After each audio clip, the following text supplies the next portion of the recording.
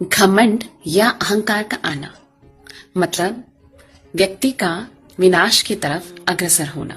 बात उस समय की है जब दिल्ली की गद्दी पर अकबर का शासन था, परंतु भारत की आत्मा में राम नाम का प्रवाह था और इस श्रेय के प्रखर दावेदार थे गोस्वामी तुलसीदास जी, जिनके तन में राम, मन में राम, रोम रोम में राम नाम जाप।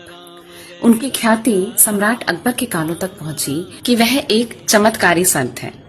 सम्राट अकबर ने सोचा कि ऐसा संत तो मेरे दरबार में होना चाहिए था। उन्होंने संदेशवाहक भेजे और कहा कि तुलसीदास जी को बुलाकर लाइए।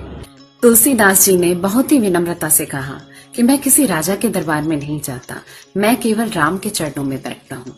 उनका यह उत्तर सम्राट अकबर को चुभ गया। जिसने बड़े बड़े राजाओं को झुकाया था, उनको एक संत की अस्वीकृति स्वीकार नहीं हुई। अकबर ने आदेश दिया कि तुलसीदास जी को बलपूर्वक बंदी बनाकर लाया जाए। तुलसीदास जी को बंदी बनाकर लाया गया। उनको देखते ही सम्राट अकबर बोले, सुना है तुम चमत्कार करते हो, मुर्दों को भी जिंदा करते हो, हमें भी कोई चमत्कार दिखाओ। गोस्वामी तुलसीदास जी ने कहा कि जो चमत्कार है वो मेरे राम के नाम में है, मुझ में कोई चमत्कार नहीं। मैं तो केवल अपने राम के चरणों का दास हूँ। जो शक्ति है वो मेरे राम की शक्ति है।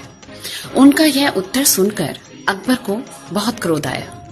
जिसने खुद को खुदा का साया समझ लिया था, वो इस बात को स्वीकार करने के लिए तैयार नहीं था कि उसके ऊपर भी कोई शक्ति हो सकती है। क्रोधित अकबर ने तुलसीदास जी को फतेहपुर सीकरी के कारागार में बंद करने के आदेश दे दिए।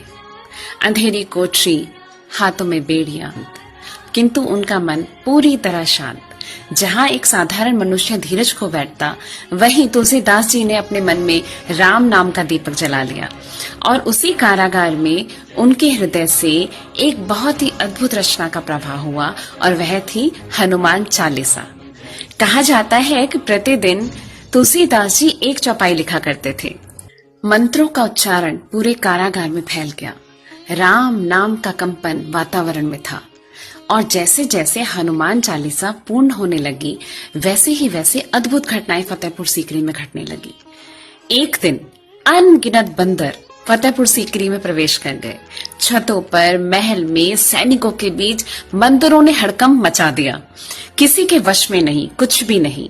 इतने में सम्राट अकबर के एक विवेकशील सलाहकार ने कहा, जिस नगर में बंदरों का इतना आतंक हो, वहां हनुमान जी की ही लीला हो सकती है।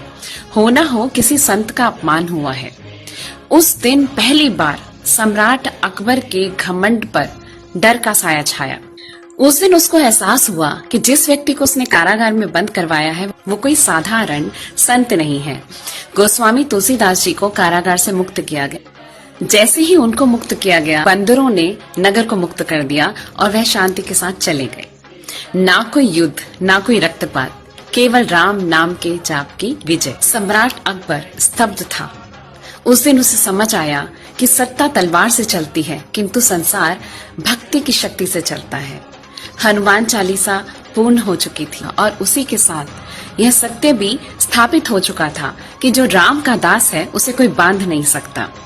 आज भी जब कभी अंधेरा छाता है जीवन में, कोई रास्ता नजर नहीं आता, यही हनुमान चालीसा है जो अंधेरे में दीपक का काम करती है। यह केवल एक रचना नहीं, एक अनुभव है। राम के नाम का, राम की कृपा का साक्षात स्वरूप है। भगवान राम की कृपा आप सभी पर बनी रहे। संकट मोचन हनुमान आपके सभी संकटों का विनाश करे। जय श्री राम।